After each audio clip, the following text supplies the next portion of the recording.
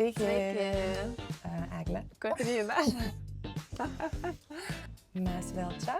Laidelė. Bumerango laidelė.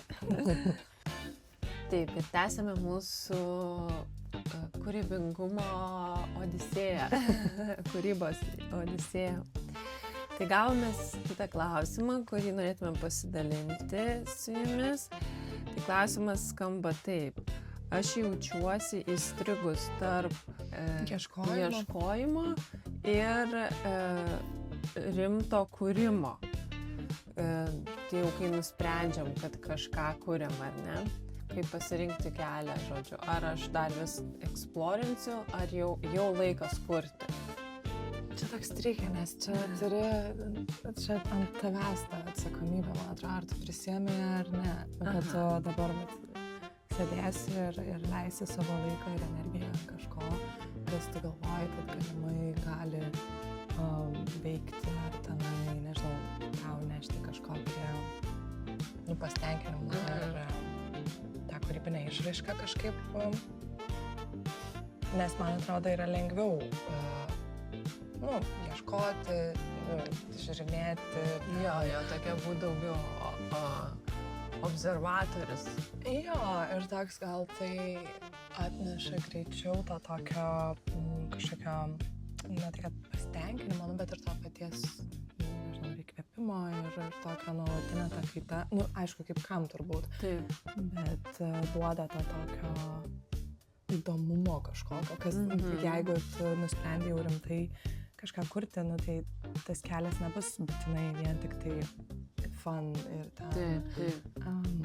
jis su savo įvairiais ups and downs. Tai, o kaip nuspręsti? Gal jau vien, kad tu tai galvoji apie tai, jau toks yra, Pradžia. Gal reiktų pabandyti. Pradžia į tai. Man kažkaip gal būna, kad tas norėjimas sukurti kažką vertingo, naudingo žmonėms, ar ne, ateina iš to tokio vidinio taško ir aš esu turėjus periodų, kur tiesiog eksplorinu ir labai daug.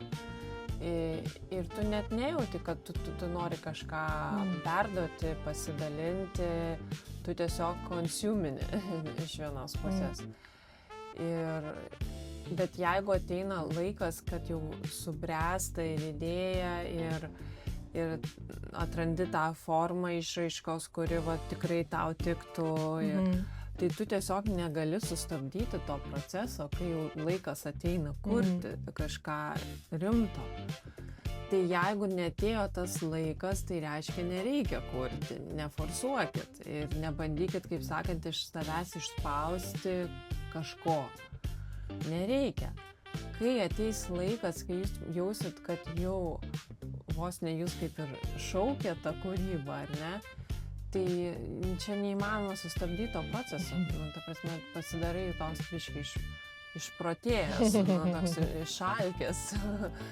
Ir tai kaip visiškai tave užpildo tą tokią dievišką kūrybinę energiją. Tai jeigu dar yra abejonių, reiškia, tikrai nėra laikas. Tai, kaip sakant, džiaukitės, kaip Kotryna sako, tuo exploration procesu ir viskas. O kai ateis laikas, tai šitas klausimas net nekils. Tai tiek. Ačiū, kad žiūrėjote.